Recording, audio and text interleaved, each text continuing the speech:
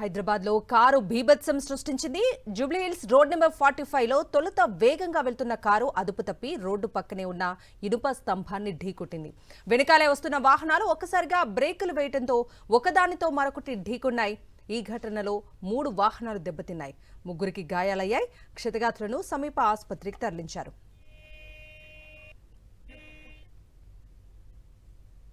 మరింత సమాచారం మా ప్రతినిధి దిలీప్ అందిస్తారు.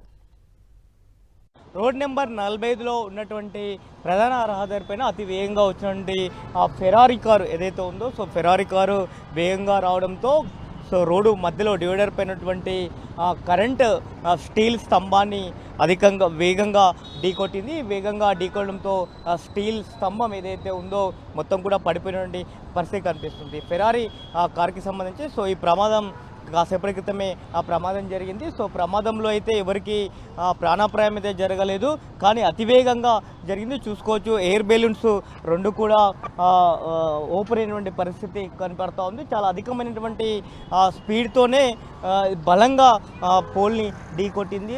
ఇది ఫెరారీ కారు. ఫెరారీ కారు ముందు భాగం మొత్తం కూడా ధ్వంసమైంది. ఇంజన్ పూర్తిగా కూడా ప్రమాదంలో నుజ్జునైనటువంటి దృశ్యాలను మనం చూడవచ్చు. మొత్తం అటువైపు రోడ్ నెంబర్ 45 ఏదైతే కేబీఆర్ పార్క్ ఉందో కేబీఆర్ పార్క్ నుంచి ఇది ఇటు హైటెక్ సిటీ వైపు వస్తుంది. హైటెక్ సిటీ వైపు వచ్చి అదుపు తప్పి అటువైపు రోడ్లో నుంచి ఇటువైపు అంటే కరెంటు స్తంభాన్ని ఢీకొట్టి కారు ఇటువైపు ఆపోజిట్లో ఉన్నటువంటి రోడ్ పైకి రావడం జరిగింది.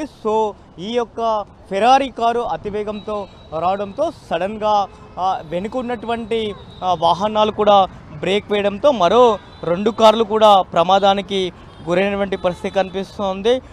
ఈ కారులో ఉన్నటువంటి 2 వ్యక్తులకైతే గాయాలు అయినాయి. స్వల్ప గాయాలతోనే బయటపడే పరిస్థితి కనిపిస్తూ ఉంది. కాకపోతే ఇవాళ సెలవు దినం కావడంతో చాలా పెద్ద ఎత్తున అయితే ఇది ప్రాణాపాయం తప్పిందని చెప్పవచ్చు. ఎందుకంటే ఇటువైపు ఆపోజిట్లో ఉన్నటువంటి ఏ వాహనాన్ని అయితే ఇది ఢీకొట్టలేదు.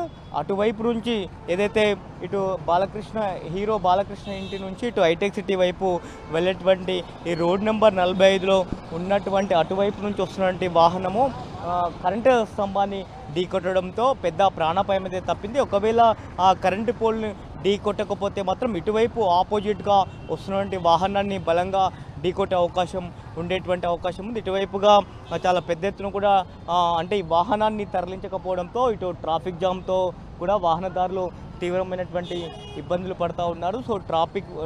ట్రాఫిక్ పోలీసులు అయితే ట్రాఫిక్ని క్లియర్ చేసే పనిలో ఉన్నారు. టువర్డ్స్ అటు కేబుల్ బ్రిడ్జ్ నుండి ఇటు రోడ్ నెంబర్ 45కి వచ్చేటువంటి రహదారి మొత్తం కూడా ట్రాఫిక్ జామ్తో ఉన్నటువంటి పరిస్థితి. ట్రాఫిక్ తీవ్రమైన అంతరాయాన్ని అయితే ఈ ప్రమాదం కలిగించేదని చెప్పుకోవచ్చు. ప్రమాద దాటికి చూడొచ్చు మొత్తం మనం. ఈ ఫెరారీ కారు చాలా బలమైనటువంటి కారు. అంటే ప్రమాదాలు జరిగినా కూడా లోపల ఉన్నటువంటి ప్రయాణిస్తున్న వాళ్ళు చాలా సేఫ్గా ఉండేటువంటి వాహనం ఇది. సుమారు ఇది 1 కోటికి పైగా ఖర్చు ఉండేటువంటి వాహనము. ఎంత బలంగా ఢీకొట్టిందో చూడొచ్చు. మనం ముందు భాగాన్ని చూస్తే అర్థమవుతుంది ఎంత బలంగా ఢీకొట్టింది అనేటువంటి విషయాన్ని.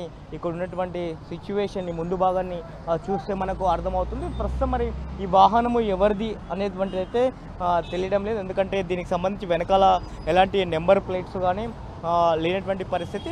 ప్రమాదంలో గాయపడినటువంటి వారిని అయితే ఆసుపత్రికి తరలించారు. ప్రస్తుతం అయితే వెహికల్ ఇక్కడే ఉంది. వాహనాన్ని తరలించేందుకు ట్రాఫిక్ పోలీసులు కూడా ఏర్పాట్లు చేస్తున్న పరిస్థితి కనిపిస్తుంది. మొత్తానికి వాళ్ళ సెలవు దినం కావడంతో కూడా పెద్ద ఎత్తున అయితే ఇటు అంటే ఈ వాహనానికి సంబంధించి అయితే ప్రాణాపాయం తప్పిందనే చెప్పుకోవచ్చు. వీడియో మహేష్తో కరెస్పాండెంట్ దిలీప్, సాక్షి న్యూస్, హైదరాబాద్.